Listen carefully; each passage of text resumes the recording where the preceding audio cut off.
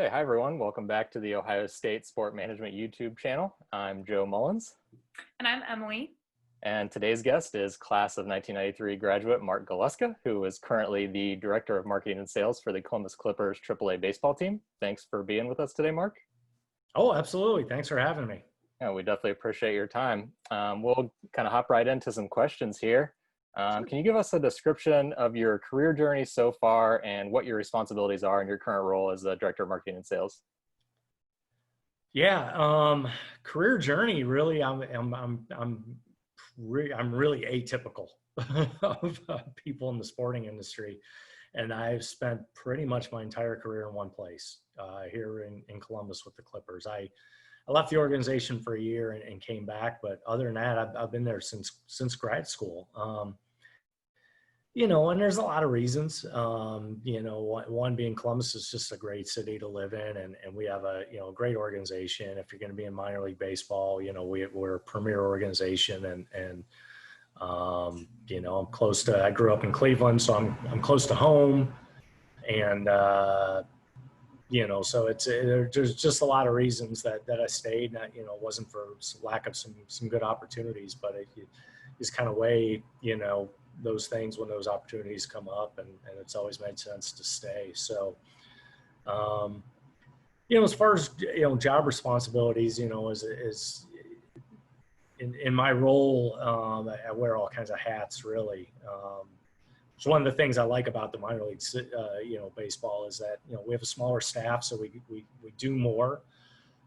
We probably burn ourselves out and overextend ourselves a little bit, but we also get to not be just pigeonholed into, just one very specific thing. So, I oversee a lot of our sponsorship on the sales part of the job title. And, we have salespeople, and I certainly do some of that as well. But, I kind of really dig into a lot of those proposals and generate activation ideas and whatnot. So, and kind of handle some of the bigger things we're doing. And then, from the marketing side, really, it's everything. It's from promotions to dreaming up promotions to putting them in place to placing our advertising in the community and whether it be digital, traditional radio, TV, and meeting with media and looking at those opportunities, and then really the ballpark experience itself, from the content going on the scoreboard to the content going over the PA to the music to everything. So it's really how do we present ourselves, and definitely have a big hand and role in that. Cool. Thank you. Awesome. Yeah, I know a lot of the people who I've talked to who have either interned or worked for the Clippers have also mentioned how it's nice to not be pigeonholed and stuck in just one area of the sport industry. Yeah, I mean, it works for some and some not as much, Yeah. But I think our philosophy has always been that you can, you kind of really need to know what everybody's doing before you settle into your particular area. Because, for instance, I mean, so if we decide we want to do a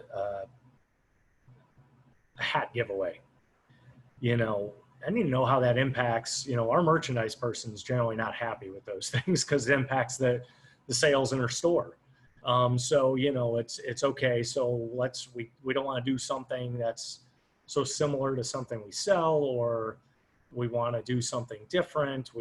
How it looks, how we present it, and what's the impact going to be, or a ticket deal, if you're doing some kind of ticket promotion, radio stations, will always want to do something based on their frequency, so if we did a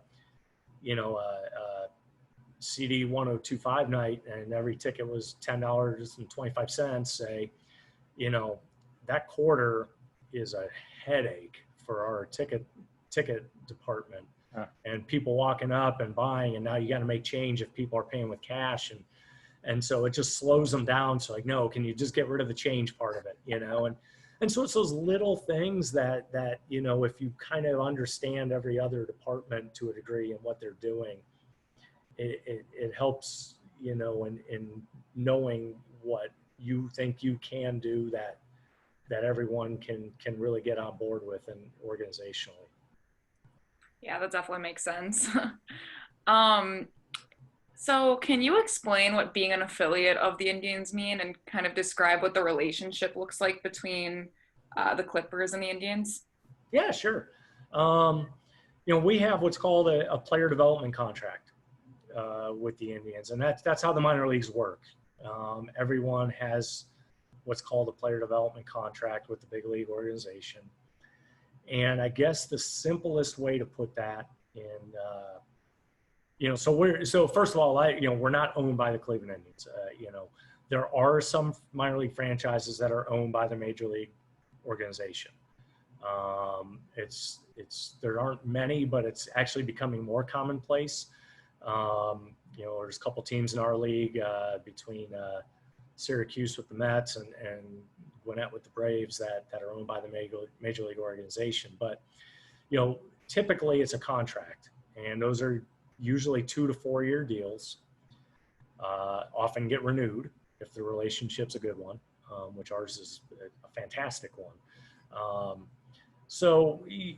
And simplest way, I guess, to put it is that, if the big league organization provides the players and the coaches and the manager and the trainers and, and shares in some of the equipment costs, and, we're providing the place for them to play and paying for the hotel rooms on the road and equipment expenses and travel expenses and whatnot. And, it's more complicated, but that's a simple way of putting it. So it's kind of, they provide the players and we provide just about everything else. Cool. You mentioned ownership. Can you kind of explain the ownership of the Clippers? It's kind of a unique situation. Very unique. We're owned by Franklin County. A lot of people don't know that, so if you're a taxpayer in Franklin County, you can probably say you're an owner. So yes. We're owned by the county. It is unique. There are other teams in the country that are owned by government, but it's very, very few. And it's great. It allows us to do things that I think sometimes people struggle with under private ownership. And we certainly have great resources from the county and a great relationship, and and it also we kind of have a mandate from the county. It says be affordable family entertainment, and so we have that guiding principle that stems from that ownership and that relationship. So it's it's a great setup for us. It really is. Yeah, it's awesome. It was a great investment for the county. They bought us for $25,000 back in 1996, and I forget what the latest Forbes value was, but it was more, $40+ million. So it's wow, good investment. Yeah, sign me up, man. Yeah, exactly. Now looking back to your role, what are some of the challenges you kind of face in your role today? Whether it's the COVID that's going on right now, or your general day-to-day role when things are kind of more normal. Right now it's COVID. I mean, it's that is the challenge. First of all, I think, Joe, when you saw me last, my hair was a lot shorter and I didn't have this thing going on. So this is this is the reminder, and kind of a reminder of COVID. This thing is the reminder of COVID that sure.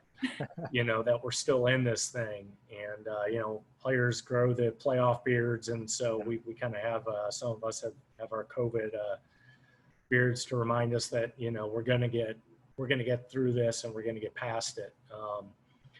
But certainly, I mean, that's the challenge right now. As I've told somebody, we have to be. We can't prepare for anything, but we have to be prepared for everything. We That's don't tough. know if there's going to be a season or what that will look like. Certainly it would be a small season, it would be a limited number of games. But, that's a complicated thing, especially at the minor league level.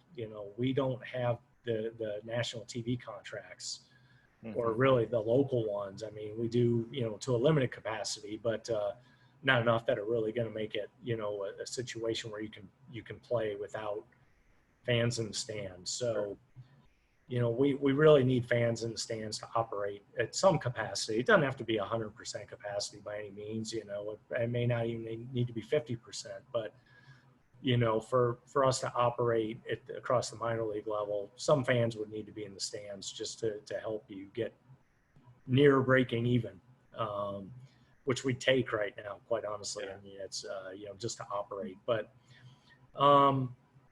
then you've got teams from a number of different states within a league. So those states have to be kind of playing by the similar rules that your state is. So if, half the teams had situations where they could let a limited number of fans in, but the others still couldn't, that matters. So we're preparing, if we get to go, we're ready to go. We've prepared, we've talked socially distanced seating charts and, exit and, entering and exit, distancing and, that's kind of hard to do, when you're talking about a venue like that, because, there's a lot of congregate spot places, such as, the game's over, everybody wants to leave at the same time. So now you're jamming up concourses and exits. So, you're trying to think through all those things and try to make sure that you're ready for whatever you will be allowed to do at some point. We're also quite honestly in a position now where, as some things are opening up, we're looking at those non-game, revenue opportunities. What can we do that might bring a little bit of revenue, back in, activities on the field, movies, anything that maybe that you could look at that might make sense. And then, and then again, how do you market it? How do you promote it when you can? And certainly have to be careful with your messaging of safety and so it's a great challenge right now. It's a great challenge, now know your own experiences. If you go out somewhere, if you've been to a restaurant or a bar or someplace that, is, are you feeling comfortable? Are you looking around? Are you watching where everybody else is and what they're doing and how sanitary they're being? I mean, those are things that people are going to look for and have to kind of get over as well. So it's just a strange time. Our boss, Ken Schnacky's been in this business over 40 years. And I was in the office today and he made a comment. He's like, it's when you think you've experienced it all, then this comes along. And he goes, I've never had a season shut down before,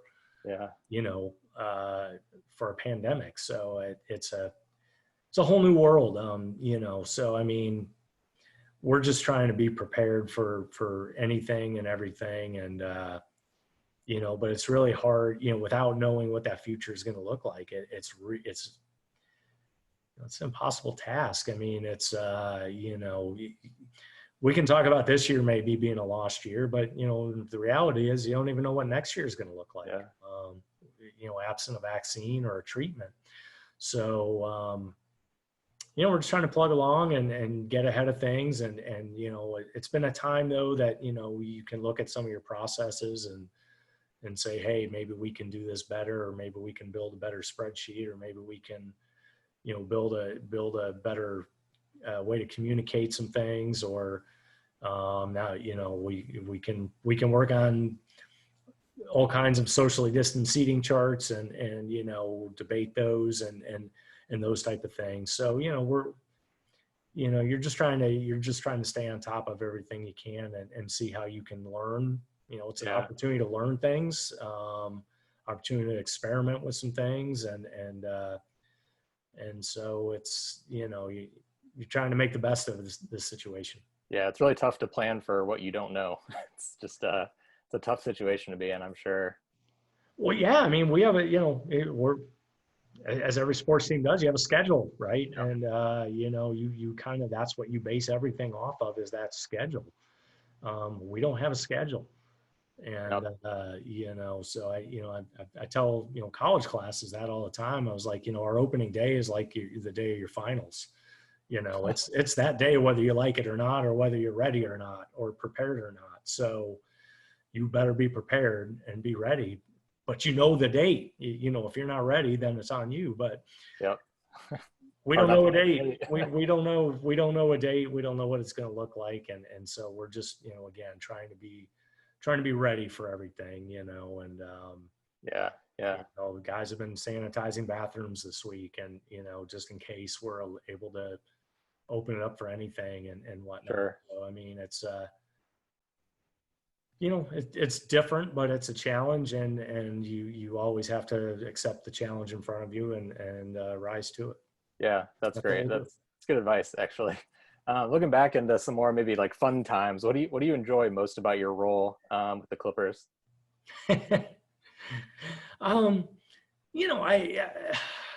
So many things. I mean, it's a blessing to be involved in the sport that you're passionate about. And it's unique. I've been doing this a long time, and I can tell you that every year is different. Every season is different challenges, different things happen, different opportunities. So, I enjoy that part, that it really is always evolving, and it's always challenging. And I never felt like, locked in to, oh, here's the same old.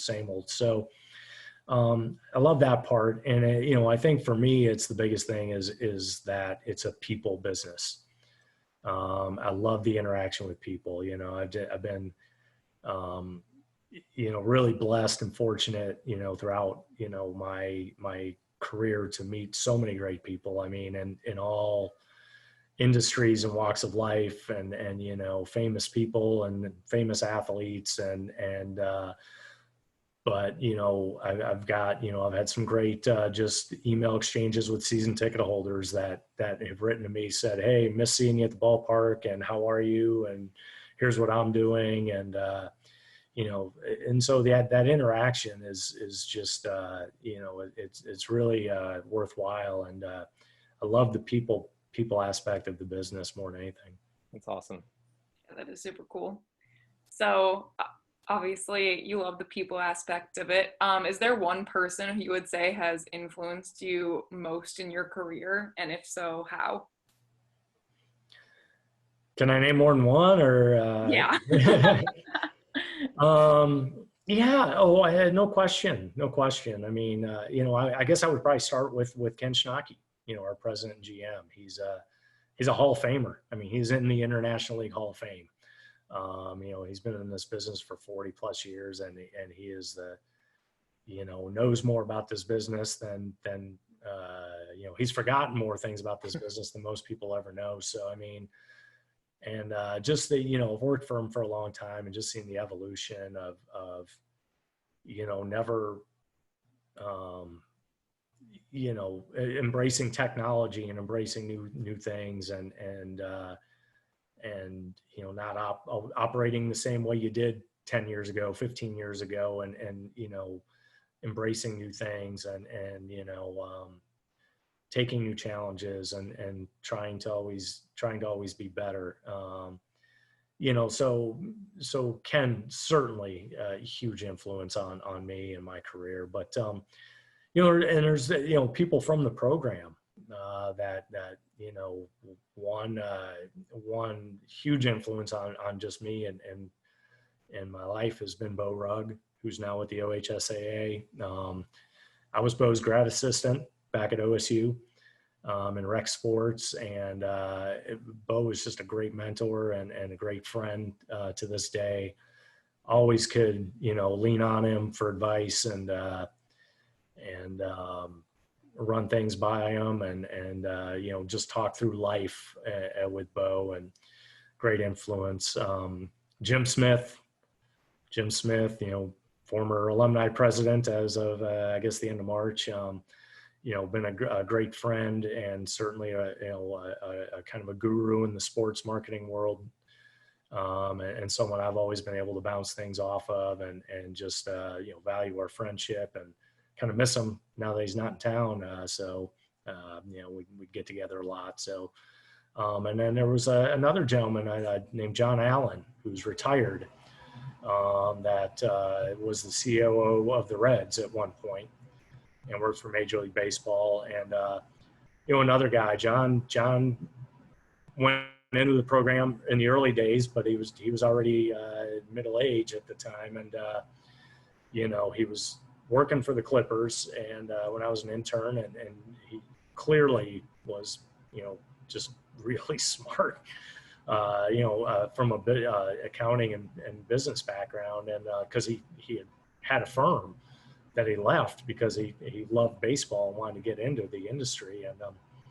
And John was just another person that I could always, get a hold of and ask for advice and career advice and job advice and just a resource to just vent to sometimes. So we've been blessed, there's so many people that, that have been an influence. And, and I want to say that, you really should take something from everybody that you can. There's young graduates of the program, and my own department, Steve Kilder, who, has done a fantastic job, and just, but you can learn from people that, are a little more savvy at technology or social media or something like that, can be an influence. So I've always been a firm believer is that you can learn something from everybody. And, but certainly those big influences, those people that you emulate and how they've carried themselves, or the knowledge they have, institutional knowledge about the business has been great. I've been fortunate. Yeah, that's a great mindset to have, that, acknowledging that you can learn something from maybe somebody right out of college, or, somebody that's been doing it for 40 years. That's fantastic advice. I would count Bo as one of my mentors as well. He's definitely still influencing people in the sport management program for sure. You kind of talked about getting to do a lot of cool stuff with your job, meeting famous people. You guys are kind of known for your promotions. They're kind of top notch. They're always fun. They're always kind of exciting. What have been some of the highlights of your career thus far, whether it's in your role or just things you've gotten to see, or if you could kind of tell us about some of those? I'm doing this a long time, so I got a lot of highlights. The one, first one I probably have to mention is just the opening of Huntington Park. That was such a great experience to be a part of. From the day we saw the first drawings and architectural renderings of what this new ballpark could look like, and then to when, shovels started going into the dirt, and then closing out our old ballpark and trying to honor the history of that park, and then also, looking ahead to the new park and really, a new era of Clippers baseball. And, I remember we were able to move into our offices right around the beginning of March, and we opened that April 18th. So we weren't in our offices long, and we could not go outside of our office without a hard hat on. And we still didn't have access to places in the ballpark. And so it's like, we got a game in 6 weeks, and I can't even go, we're trying to figure some things out logistically. And boy, it was exciting, putting everything in the moving trucks and, getting it over to this new place. And then that opening day was just, something spectacular. And something I'll never forget. So it was just, you know, such a great experience to be a part of. I mean, certainly we've had, you know, we've been really lucky with, or blessed, or whatever you want to say, with, you know, winning a number of league championships, and, you know, 11 Clippers have 11 now in their history. Wow. And, you know, we won last year, and you get to sport these rings. Love it. Part of that. So, you know, I got a little collection of those going on now, and we're actually waiting on last year's. So we're not going to do that until we can all be together, and the players can be presented there. So, but, you know, that's always neat. I mean, anytime that being a part of a championship season is just, it's such a great experience, and hard on your nerves, and physically and mentally maybe draining sometimes, but really exciting at the same time. And so that's been great. And then again, you know, I'd have to say some of the people that I've met, or you know, become friends with over the years. I mean, some of those outside experiences, you know, where you know, it was one of our former players from when we were a Yankees affiliate, that kind of as a consultant, we brought in like former WWE wrestlers, and he's a big wrestling guy. So you know, he's like, all right, who do you got coming this year? You know, what, you know, so I'll give him a list that the booking agent gave me and say, all right, you know, who should we go with? And, you know, I went to, you know, went to a Kiss concert with another one of our former players, you know, and we got to meet the band because of Josh. And, you know, so it's just so many great stories and experiences. But, you know, and the one thing I'll say is, you know, we are, being a small staff, you know, we're really kind of like a big extended family. So, you know, I stay in touch with people who haven't worked for us in 20 years that I still have really good, close friendships with. And, you know, kind of any chance you can all get back together and or whatnot. And then, you know, our industry as a whole is a very is a big family to a degree. So, you know, we go to the baseball winter meetings every year, and, you know, I see colleagues from other teams, and, you know, next thing you know, you're sitting in a bar or whatnot. So after the business part is done. Well, of course. You know, so, I mean, it's just great. Like I said before, it's such a people business, you know, and then, you know, friends that, you know, even like I said, even actors and stuff like that I've stayed in touch with, that we've had in for promotions, that I've become friends with. So it's been a pretty wild ride. So, you know, but it's a lot of work, but it's a lot of fun too. Cool. Thank you. That sounds awesome. So kind of switching gears to school and the master's program. Why did you choose to go to Ohio State to obtain your master's degree? Well, Joe, Bo Rugg was maybe the biggest reason. I'd worked, I did my undergrad at OSU. Okay. And I worked in as a intramural flag football and basketball, and saw, you know, referee and softball umpire, and I was a supervisor, and so I worked with the department. And as I was starting to look at grad schools, you know, Bo mentioned that, you know, asked me if I was going to apply to the program and apply for a grad assistantship. And I was like, well, yeah, I mean, it's one of the programs I want to look at. And, you know, and I was looking at some other places. I thought, you know, I might want to expand outward a little bit. But, you know, I ended up getting in, and I ended up interviewing and getting the grad assistantship, and working with Bo that's just not something I was going to pass up. So it was just such a great opportunity. And of course, having a grad assistantship, you know, they cover your tuition plus give you a stipend. So no way I was turning that down either. It's a combination of both. But, you know, it was a good opportunity to stay, although I was kind of itching to maybe explore someplace else. But it was a great opportunity to stay and work with Bo and more closely with them and learn and that was great. And then the program itself at the time was undergoing change. I came in with Donna Pastori, so it was great, just a wonderful thing to be a part of.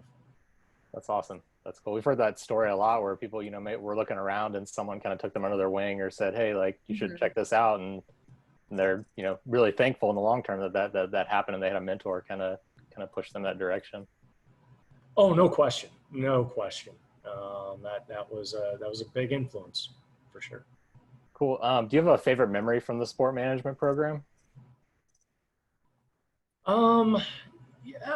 I mean, one of them is certainly our office at Larkins Hall, which you guys don't know Larkins Hall. It's now the RPAC. You know the RPAC, but back when Larkins Hall existed, our office was in there, and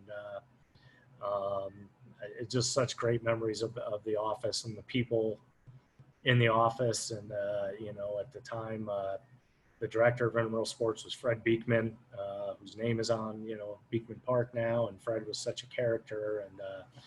And Bo, I think we kept it pretty loose in our area, but it was kind of a big open office, so I'm pretty sure we drove some people crazy and got some death stares from some people when we were goofing off too much. But we got the job. But the thing is, we got the job done. That's one thing I learned. It's okay to have fun if you're getting the job done and doing it really well. And, sure. and we did.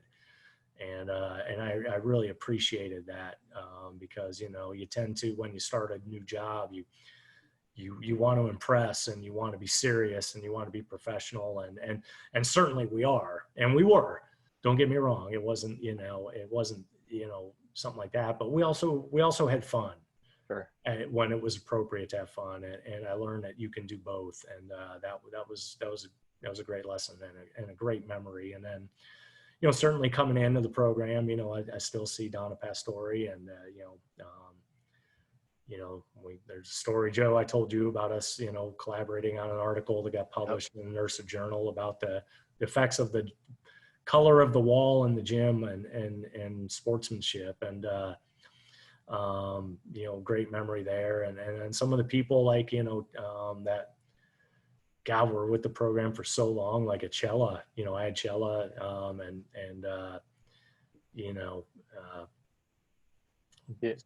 so yeah, a lot of great memories. Yeah, we used one of Cella's textbooks this past year. Yeah.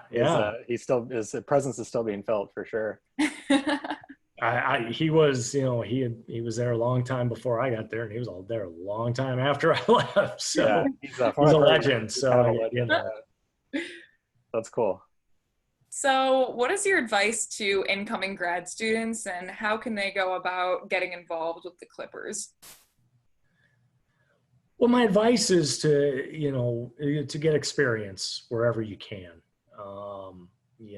It's seek out opportunities to gain some experience wherever it is. It's especially in your area of focus, if you can.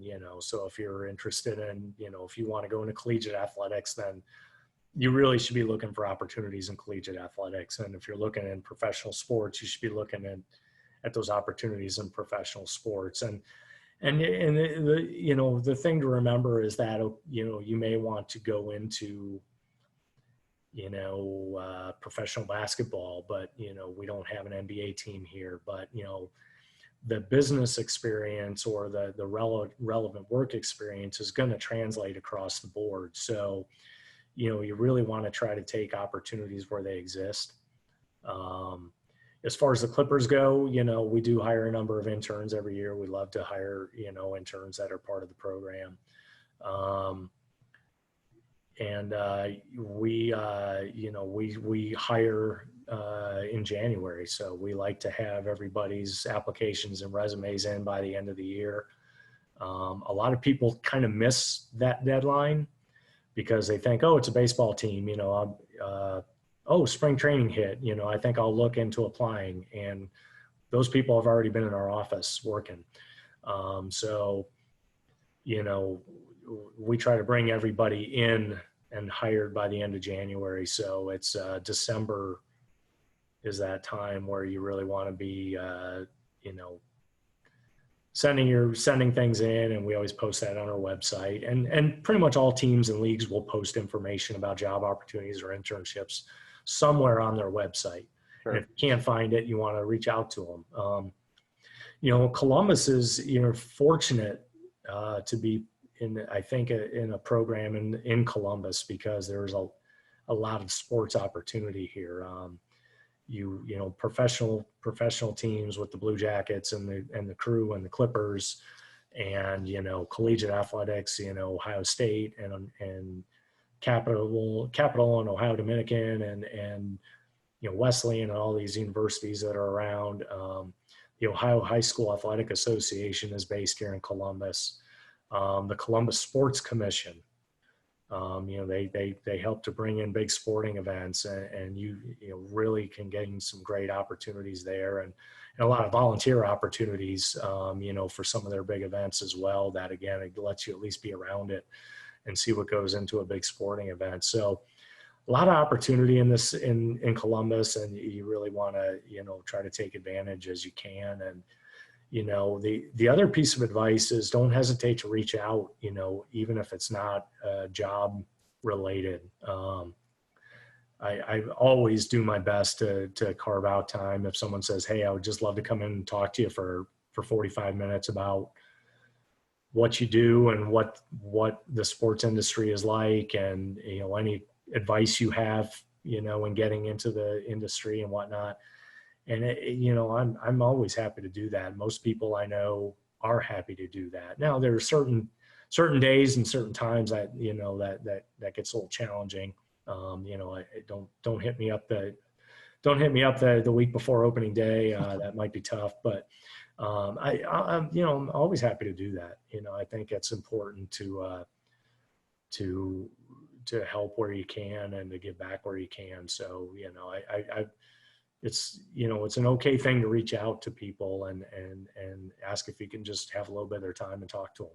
Yeah, I think that's the one thing that you can kind of do right now, right? Is people have some time on their hands, and it's great to reach out and connect with people while kind of everyone's kind of sitting on their hands waiting for next steps. Well, yeah, sure. I mean, sure. You know, you know, unfortunately, a lot of people are gonna like want to, you know, it's right now, I don't know what to tell you. Yeah. But you know, I think it is an opportunity though and it's always, this is definitely an opportunity to learn. I mean, Sure. I feel it's definitely an opportunity to learn as people have more free time on their hands, maybe, to dig into some things and look into some things and learn about some things that maybe you just haven't gotten to, or you know, just have time to. Sure. Yeah. This next question kind of touches on this, and I think it's one of the toughest questions, honestly, is what advice would you give to students who are either graduating or looking for internships right now in a job market that's frankly just been affected so drastically by COVID? Yeah. Yeah. It has. It's my advice, I think, would be to, you know, stay patient, stay diligent, you know, and don't give up in frustration. This is a moment in time, and this moment in time is going to pass, and we're all going to get back to doing what we do best and love to do. And so right now it's tough because teams and leagues, you know, they're furloughing people, and they're full-time people, and so there just aren't openings, and you know, that would be frustrating, certainly, you know. But if this is what you want to do for a living, you know, don't give up on that, you know, because again, things will open back up. Some full-time people are going to leave the industry. People that have been, you know, laid off or furloughed might decide it's time to leave the industry because, you know, it provides an opportunity to do that. And so those positions are going to, you know, need to be filled at some point. So, You know, just stick with it, you know, even if it's a year, you know, stick with it and don't give up and keep looking for opportunities, keep job searching the way you would have before with, you know, team and league and conference websites, and look to see if there's openings and what those are, and just be ready to pounce, because again, like I said, it's a moment in time. It's going to open back up. There will be opportunities. Again, people will leave the industry because of this, unfortunately. But that also means that there will be some entry level opportunities and to fill those positions. So it's a time of a rough time now might provide a time of opportunity. Yeah, I think that's fantastic advice, Mark. Thanks for sharing that. So what role do you see the Clippers and sports in general playing in furthering the conversation and making positive changes when it comes to race inequality? Yeah, you know, I'll speak for me. I don't want to go on the record saying I'm speaking for our entire organization. Sure. But you know, I think the biggest thing that we can do is to remember that we're a community asset. Sports teams are a community asset. You know, you have the name of your city in your logo or on your jersey, and that means you represent everyone, every single person in your city or in your state, and you have to be inclusive, and that means being inclusive of everyone and welcoming of everyone to your venue, to your facility, and you know, and listening for sure. I mean, I think we're as an organization, we don't like to hear anything negative from a fan, you know, and it really bothers us. And we answer it, you know. Our president and GM will answer a lot of things personally if they're a complaint or a concern. So, you know, and our front office staff, if you come to a Clippers game, you're gonna see our full-time staff walking around. You know, you're always gonna have an opportunity to talk to somebody that's full-time and in management. So I think you have to remember that you represent everyone in your community. You are a community asset, and you represent the community. And you have to, you know, you just have to be your best and to learn and to stand by your, you know, your convictions as well. I mean, I'll give an example of, you know, just you know, we hold a Pride Night every year, and there are people that you know, want to say a lot of you know, inappropriate, hurtful things, you know, be it social media or you know, we've lost business because of it. And you know, our stance has been, we're sorry you feel that way, but you know, cool. This is important to us, and it's important because we're part of this community, and we you know, we support every single person in this community we support. So I'm sorry you don't like it, but you know, we're not gonna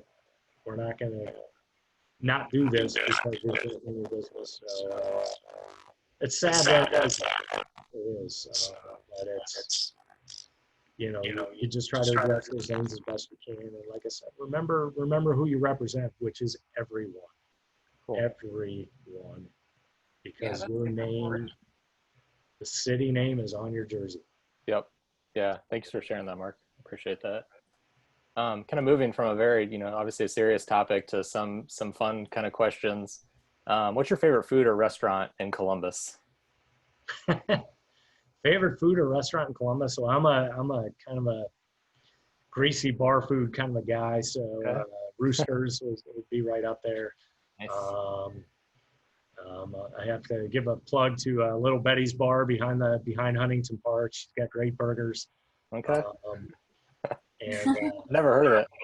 Me neither. Betty's is a whole new experience.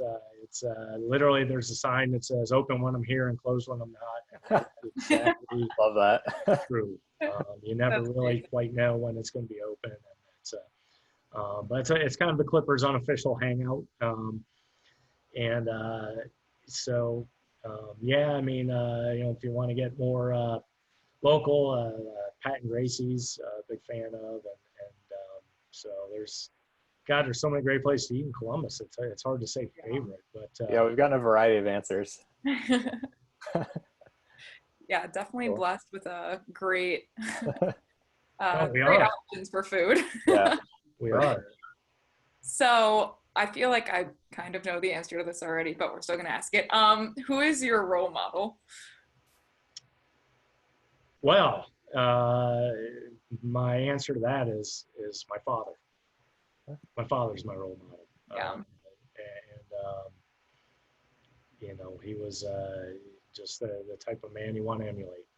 Just a good, hardworking, blue collar guy from Cleveland, Ohio. That everyone seemed to got along with everybody. And when unfortunately he passed, and his funeral, I mean, there were people that. My dad was a pipe fitter in construction, and there was guys that said, Mike, I was your dad's apprentice 30 years ago, and I saw this in the newspaper, and I had to show up, and it just was like, wow, I didn't realize that. So he was just a man with great work ethic and impeccable character, and that's I couldn't ask for a better role model. That's awesome. Thanks for sharing that, Mark. I feel like you might take after him a little bit. I try to. Who's your favorite sports team growing up, or sports teams? I'm from Cleveland, so I've been a Cleveland Indians fan. I'm when we became an Indians affiliate, that was like that was coming full circle for me a little bit. When we were a Yankees affiliate, growing up, I hated the Yankees. The Indians were terrible, but the Yankees were, when the Yankees came to town, beating them was like that was your season. So, I did grow up a Cleveland Indians fan and a Browns fan and a Cavs fan. So, I'm a Cleveland sports fan, long suffering like everyone. But through my job though, I've been, again, really just fortunate that I've been almost all of the home World Series games the Indians have been in. Oh, wow. Awesome. Since that '95 series. So, that's been great. And Game 7 when they lost against the Cubs, being in the stands and watching Rajay Davis hit that home run to tie things up was just an unbelievable moment. So It's amazing. I'm a Cleveland sports fan. That's so cool. It'd be awesome to go to a World Series game. Really cool. It is. It really is. You can feel it on TV. I can't imagine what it's like, the energy. I can't imagine what it's like to actually be there in person. It's so different.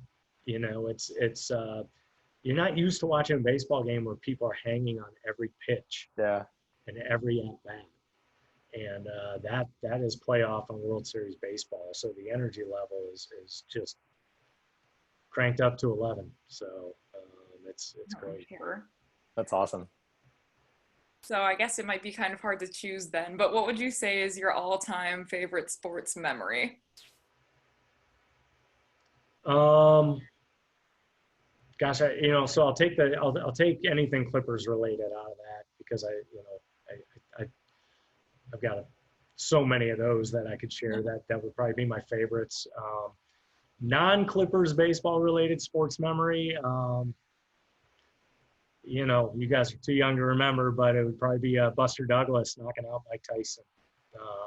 That was something no one expected, and just being Columbus, Buster being from Columbus and Ohio, and beating the most indestructible boxer in the world was just something that was so improbable that was just such a great sports memory. You know, and I don't know if I should share. I guess I could share this, but we were working on a promotion for this year where we were going to try to do something on back-to-back days. One with Buster, and the next with a couple of players from the 1980 Miracle on Ice hockey team. Oh, cool. We were going to fly in. So we were, you know, this close to locking that in with everybody, and then the world changed. Maybe next year. Yeah.